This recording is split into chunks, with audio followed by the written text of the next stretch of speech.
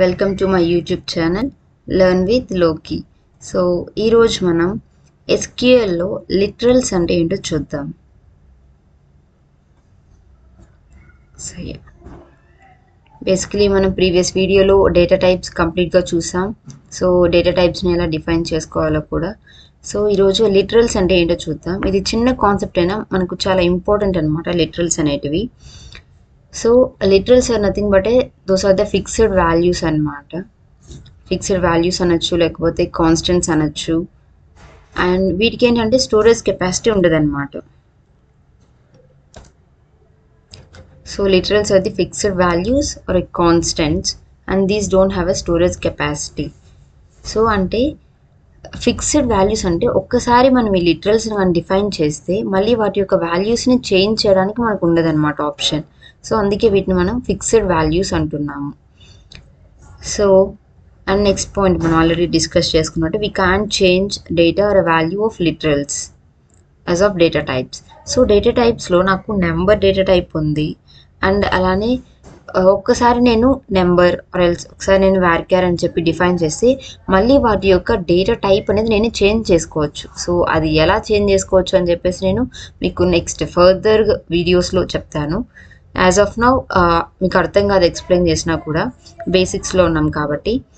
So ఈ literals అంటే data types లాగా మనం చేంజ్ చేయలేమన్నమాట. ఒకసారి ఫిక్స్ చేస్తే లైక్ ఒకసారి డిఫైన్ చేస్తే ఫిక్స్డ్గా ఉంటాయన్నమాట.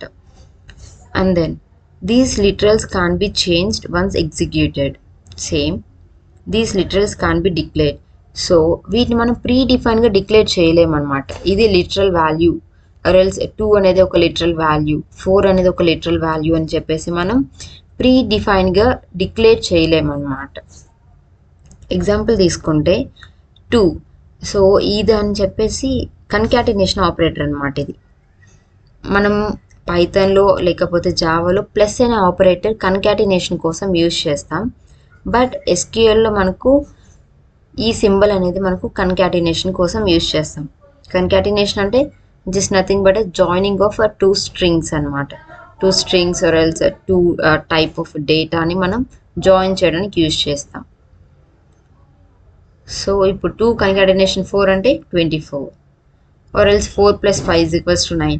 సో వీటిని 4 అనేది ఒక లిటరల్, 5 అనేది ఒక లిటరల్ అనమాట.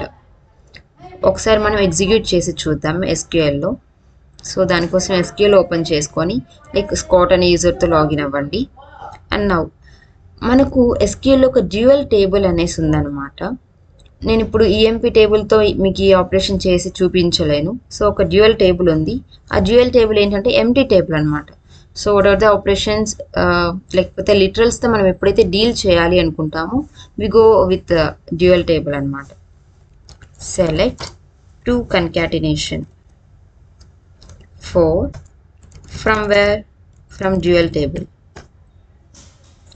చూసారా 2 concatenation 4 అంటే అవుట్పుట్ ఏమొచ్చింది 24. And then next select 50 + 32 from a dual 82. సో ఇలా మీరు ఎప్పుడైతే డైరెక్ట్గా లిటరల్స్తో డీల్ చేయాలి అనుకుంటారో సో అప్పుడు మీరు డ్యూయల్ టేబుల్ అనేది యూజ్ చేసుకోవచ్చు. సో ఇప్పుడు మనం 2 టాపిక్స్ చూసాం. వన్ ఈస్ లిటరల్స్ అంటే ఏంటి, వాటిని ఎలా డిఫైన్ చేసుకోవాలి, అండ్ డ్యూయల్ టేబుల్ గురించి.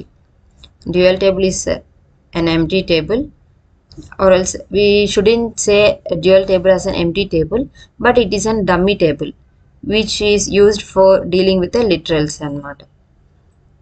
అది కూడా నేను మీకు నోట్స్ ఇచ్చేస్తాను.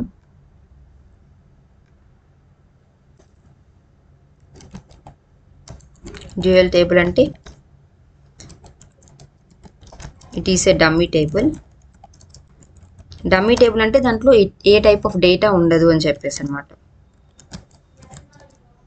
which is used to deal with literals.